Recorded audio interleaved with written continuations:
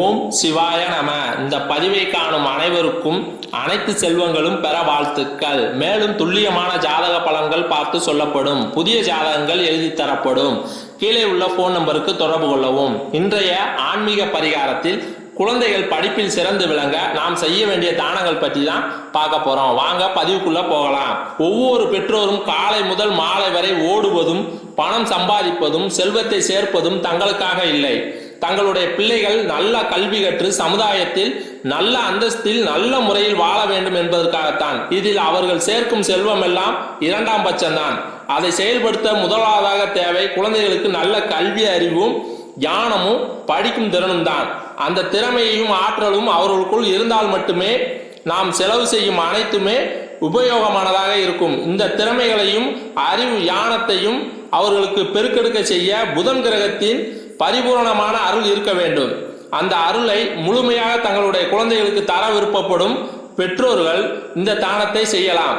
அது என்ன தானம், எப்படி செய்ய வேண்டும் என்பதை பற்றி தான் பார்க்க போறோம்.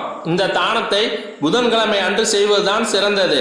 புதன்கிழமை காலை 7 மணிக்குள் கொடுக்க முடிந்தால் கொடுத்து விடுங்கள், அல்லது மதியம் 1 to 2 மணிக்குள் இதை கொடுங்கள்.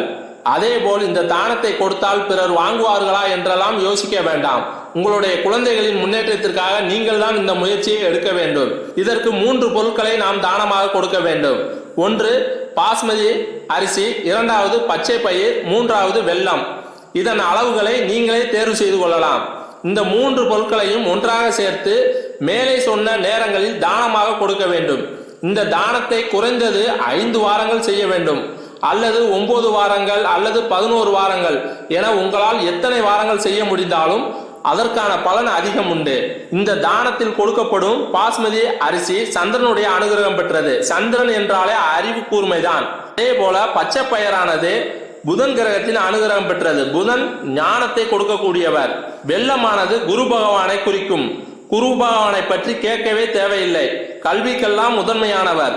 ஒருவர் சமுதாயத்தில் நல்ல மதிப்புடனும் அந்தஸ்துடனும் வாழ தேவையானவற்றை அருளும் 3 முக்கியமானவர்களும் இவர்களே. இந்த 3 முக்கியமான கிரகங்களுக்குரிய பொருளை தானமாக சேர்த்து கொடுக்கும் பொழுது உங்களுடைய பிள்ளைகள் நிச்சயம் சிறந்து விளங்குவார்கள் என்பதில் துணியும் சந்தேக வேண்டாம். இந்த தான முறையில் உங்களுக்கு நம்பிக்கை இருந்தால் நீங்களும் செய்து உங்களுடைய குழந்தைகளின் ஒளிமயமான வாழ்க்கைக்கு உறுதுணையாக இருங்கள். மேலும் இந்த சேனலில் வரும் பதிவுகளை தொடர்ந்து பார்க்க இந்த சேனலை சப்ஸ்கிரைப் பண்ணுங்க, லைக் பண்ணுங்க, ஷேர் பண்ணுங்க. நன்றி.